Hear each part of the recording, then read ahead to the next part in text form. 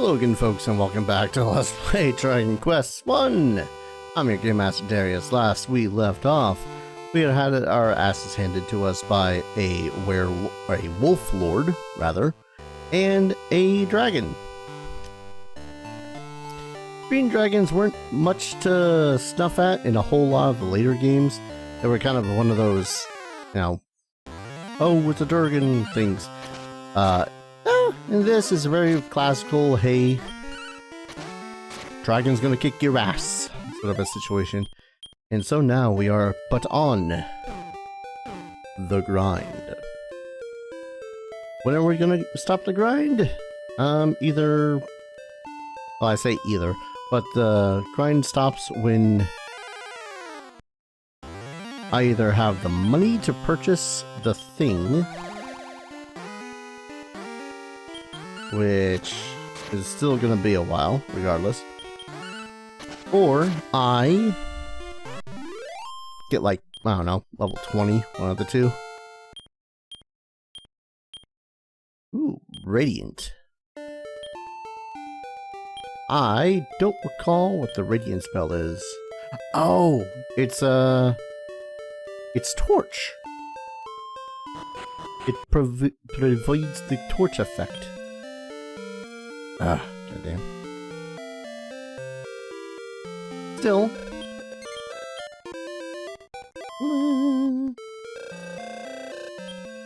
Still, torch effect is really nice because that means we don't have to carry more torches. Does mean that we need to be a little bit more conscious about our MP consumption. The wolf. Oh no, the wolf is not aware. It is not a werewolf. I'm not sorry for the pun. Let's see, how much are we at? So 223, that's like several. It's like 6 more fights until we can get ourselves the good sword. Which hopefully, yeah, hopefully that's going to make it so as we can deal with the werewolves. At the least the werewolves. Keep on calling them werewolves. They're not werewolves, they're wolves. They're standing upright and they're wearing clothes.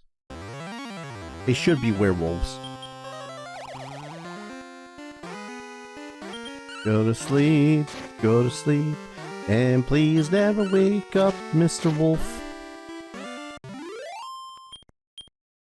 There we go. Really do wish that there was a more readily available chart on hand for when you level up. Because I can already tell you that this is going to take a long-ass pimp time. I don't know whether... Actually, wait. Yeah, it's got like 20 HP. I don't know whether or not this is going to take all the time in the world, but I do know it's going to take a long time. Ugh, of course my nose is starting to get stuffy now that I've got recording to do. Druid we can take out in 2 swings. With a little bit of a worry about our HP.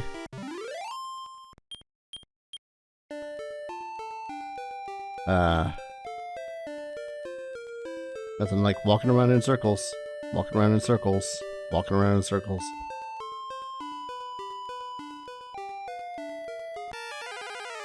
So much walking around in circles. Ah, Druins.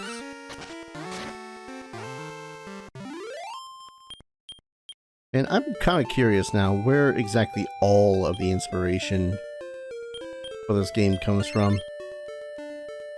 Because, I mean, yeah, there, you can see the Ultima right here. You can see the wizardry, the turn-based combats. I've seen people say that also D&D was inspired, had some inspirations taken from it. But really I don't see the D&D. Maybe just some of the monsters, you know. Your Durgans, your whatnot. And now that we can, let's go ahead and purchase ourselves a sword. Yes. Gib. And then we will sell back our axe. Axes will be more prevalent once we get to the third game, I assure you. He says, more assuring himself than anything. What can I say? I like axes. Alright. So if we get, on average, 50 gold per battle. 50 divided by 7,000. Oh boy. I mean, either way, it's gonna be a long-ass pimp time. Burn, baby, burn. Good lord, guy. Yeah, if on average we get... I need to calculate this. Calculator. Could have sworn I had calculator as like a default app just to pop up when I press start. 77,000 divided by 50 on average. That is 154 battles. Oh boy. Strap in, folks. We're gonna be here for a while.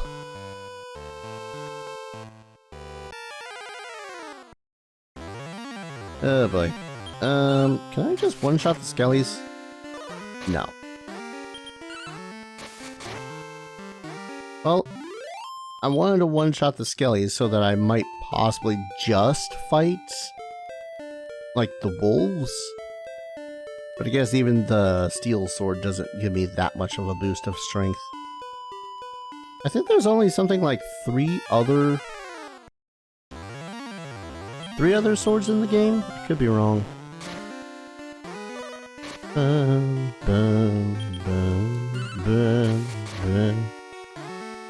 No, two other swords in the game.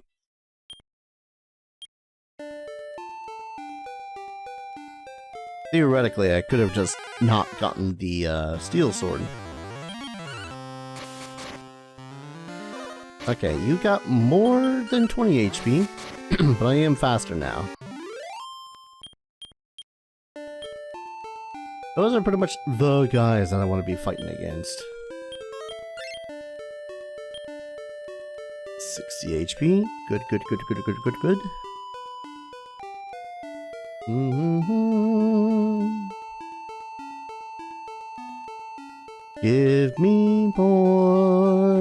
Give me more flippin' wolves to kill now. Ugh, that 14 still hurts.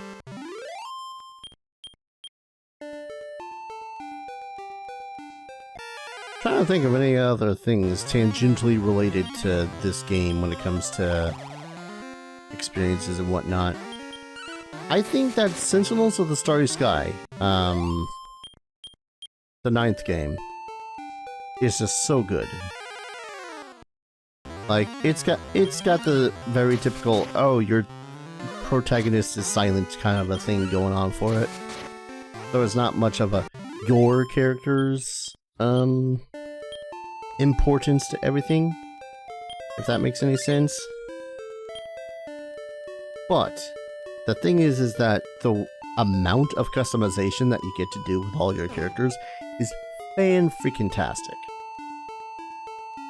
And like, you get, I want to say 3 characters, and you can recruit other ones in order to go through the game and whatnot. And it works much like in Dragon Quest III, where you can select their classes, change their equipment and all that fun stuff. Now, there is some things about Sentinels of the Starry Sky that do rub me the wrong way. Namely, in the fact that in order to do, what was it? They have an item synthesis thing, but in the base game itself, there is a very limited amount of stuff that you can item synthesize into whatever you want. So there is limitations to what you can create. If I remember correctly. You can go into very optional and sometimes very difficult dungeons in order to fulfill these. But A, they're random. I mean, they're random, but they're random in like 34? Maybe more? 34 separate dungeons, something like that. And they can hurt depending on what item that you're trying to find. It's been a while since I've done Sentinels, and I foolishly said to myself, oh yeah, I should get all the items for my team. And admittedly, it has been a long-ass pimp time since the last time I played through fully. Which hurts a little bit because I do like it. It is such a solid freaking RPG. Grindy, but, you know, there's hardly a Dragon Quest out there that isn't grindy. Matter of fact, these Game Boy Color and SNES remakes of 1, 2, and 3 are probably the least grindy of the games. That said, if I can find a really, really, really solid, and I do mean solid, translation of the SNES version of 3, I might play that. Hey, level 10. Ooh, stop spell. That'll make it so I can stop people from casting the spells. What was I saying? Right. But the thing with that idea is that if I do, they are the SNES versions are going to be significantly larger games. And that is simply because they are larger games. Their maps are larger. At least they feel larger. I'm not 100% sure. It's mostly tempting because the graphics just look so much better. More detail is all the characters, all the monsters. You can see the Toriyama style a lot more clearly. Alright, level 10, 1,100. I think this might still be the best place for us to grind, I'm not sure. I would much like more encounters. I know there was the harp. There's a bunch of talk in the game about how the harp makes it so as you can, or monsters are drawn to the harp sound. So maybe that'll make it so as the grind is easier if I can just stand in one place and constantly use the harp. Which, if that's the case, hell yes, please, I will happily invest in that. Irked greatly by the metal scorpions being such bastards to kill.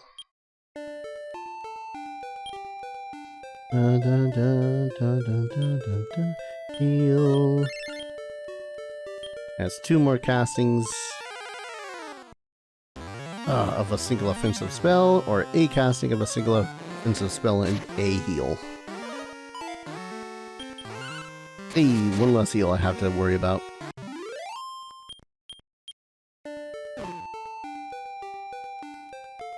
And now I'm just trying to think of the first time I played a lot of Akira Toriyama.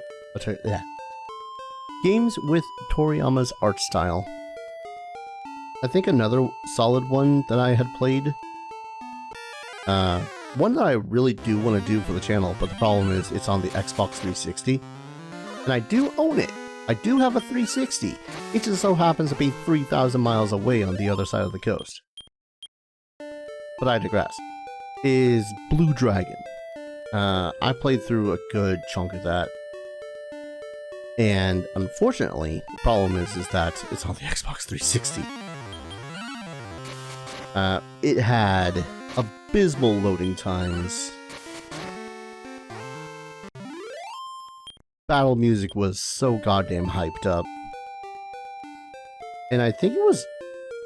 might have actually been the... second 3D game that I had played with Toriyama style. The first being Dragon Quest 8. And it was different from actual... it was different from Dragon Quest. It was Blue Dragon. It was... had different priorities and whatnot. Hell of a story, and just as grindy as I was familiar with when talking about a Toriyama art style game. I had never actually seen... this is kind of a weird one to admit. But I had actually never seen a SNES cart of Chrono Trigger. Thinking about it now. I had only ever seen Chrono Trigger played on the PlayStation 1. And that's where I saw, you know, more freaking brilliant cutscenes from Toriyama style. Just, oh, dude, it was so good. Actually, let me punch a skeleton, see how... Ow! 6 damage? That's fine.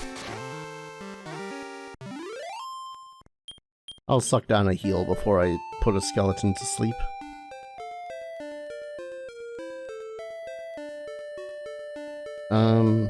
Trying to think of some of the other Toriyama-based games I had played. Early on, when I was still much more of a Dragon Ball Z enthusiast as well, there was the time, the early ages, the early days of emulation, where people were dumping pretty much a bunch of ROMs and whatnot onto the internet and being all like, go nuts! That's when I had learned that there was a SNES RPG of Dragon Ball Z. I don't even remember the plot. I think it was during the Frieza saga, which at the time was like the one saga that had came out. So, hell yeah, I jumped on, played that as much as I could. I say as much as I could because it's kind of hard to play the card-based game when you don't know what all the cards do. It's like a card-based RPG.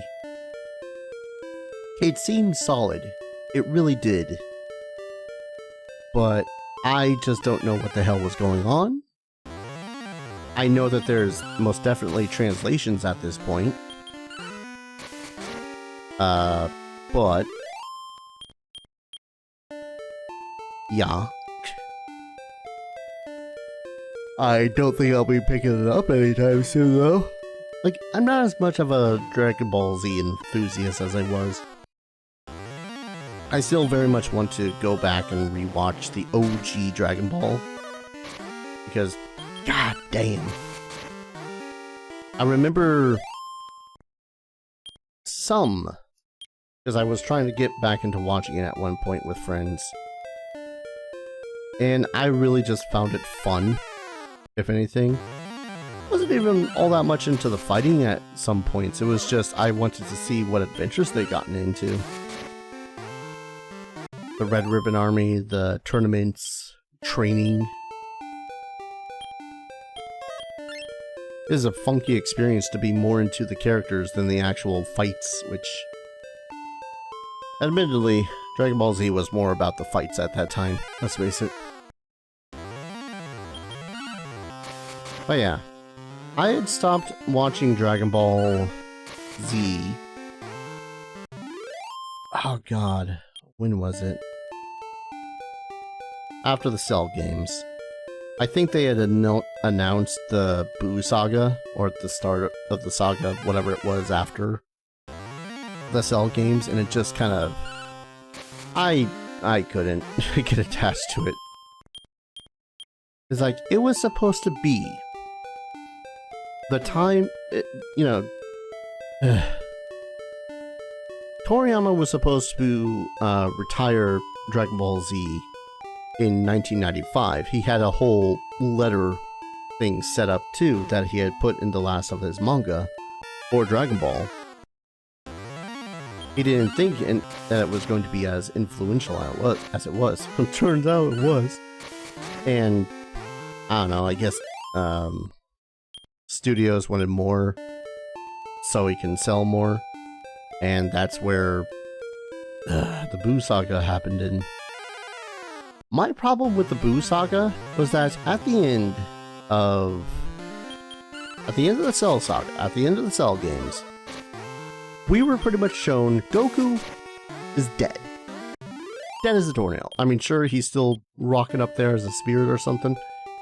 He was dead.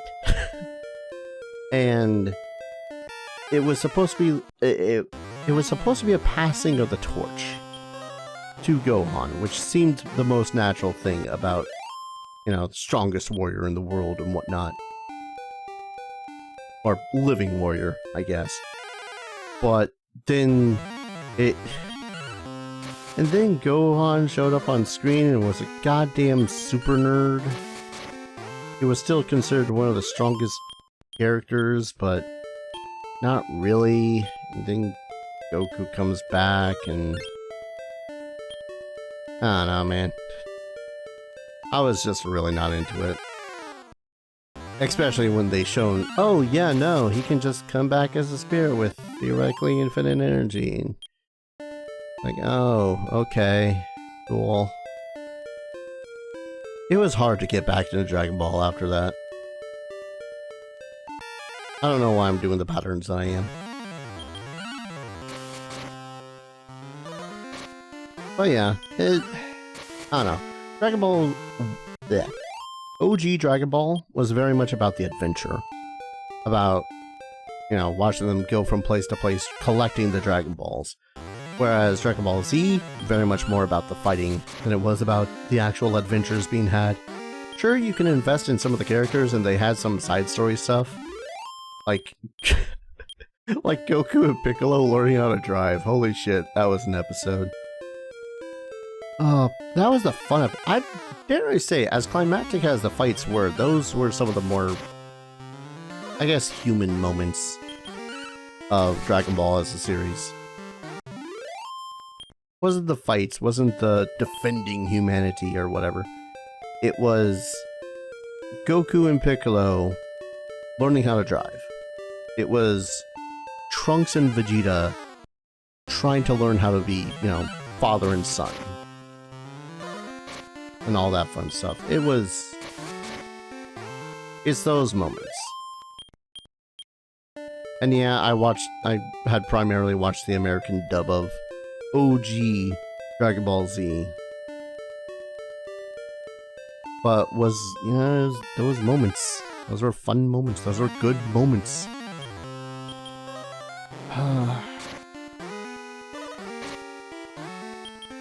I'm actually starting to wonder now too, because again, American dubbing. I'm actually starting to wonder how much different the art that Toriyama had provided differs from the original. Because, like, you know the trope. Dragon Ball Z, everyone stands around for 20 minutes charging and yelling, "Ah!" And there's like 5 minutes of fighting, and then there's just more charging, and sometimes talking. And I can't help but wonder just how much there was of, hey, level 11, how much of that there was in the original Japanese. Because I look up the different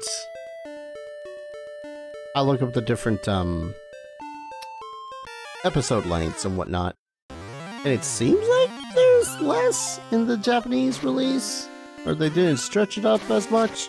There's less panning around of muscles and energy going on. I don't know. Ain't bashing the artist, I'm just bashing the art apparently. I could be wrong though. There might just be the same amount in the American release. Does nothing to actually change that. I suppose, too, there's just a different amount of emotion based off the voice actors, you know?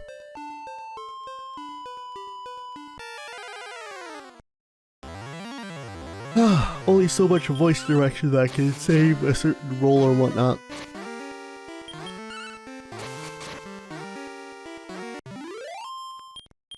And if you've gotten this far in me just grinding and talking about Toriyama stuff, tell me who your favorite Dragon Ball Z character, or Dragon Ball in general character was in the comments below. Mine was Gohan. Early on it was Goku, but as a teenager and during like the progression of the Frieza saga and the Cell games for that matter, I found myself as a very angry preteen teenager.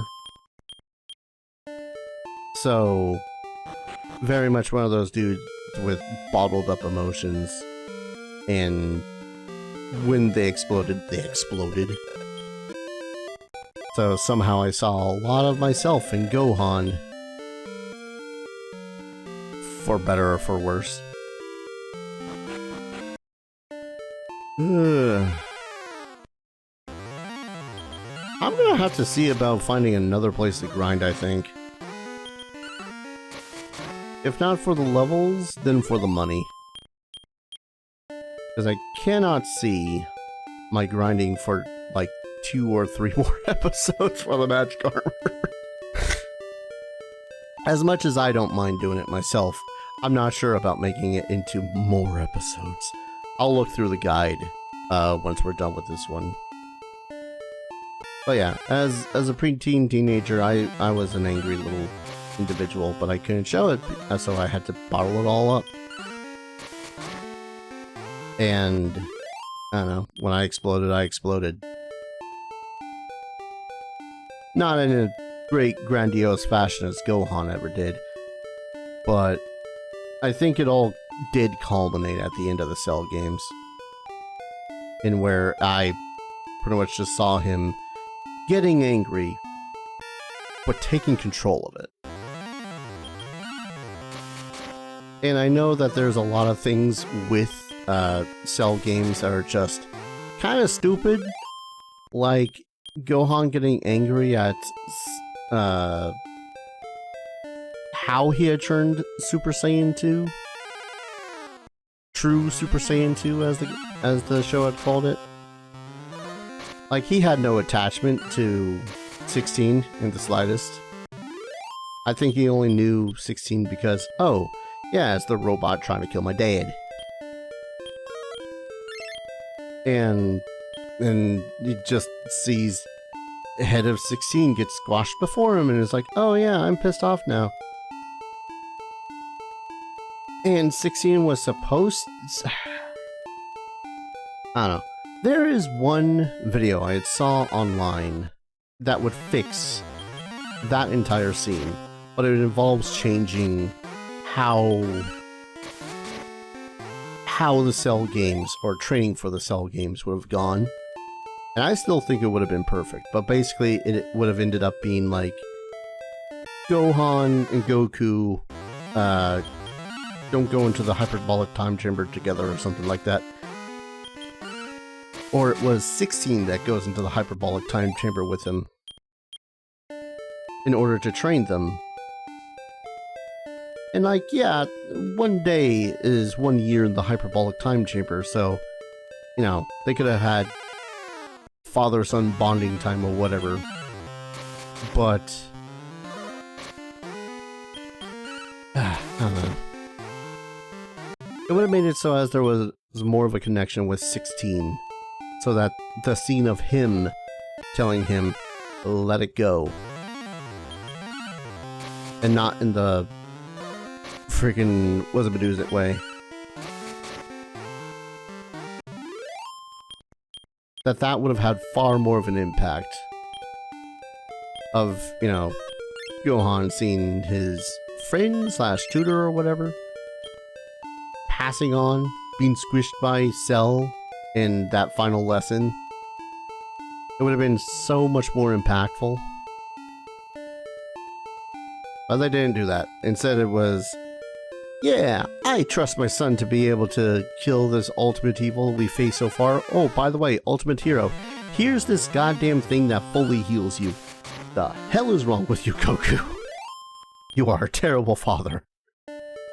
Don't get me wrong, I like Goku, but good freaking gods. I'm going to go ahead and call an episode here. When we return, I'm going to have found a different place to grind at, hopefully. And who knows, maybe I'll actually make some progress for once. We'll see.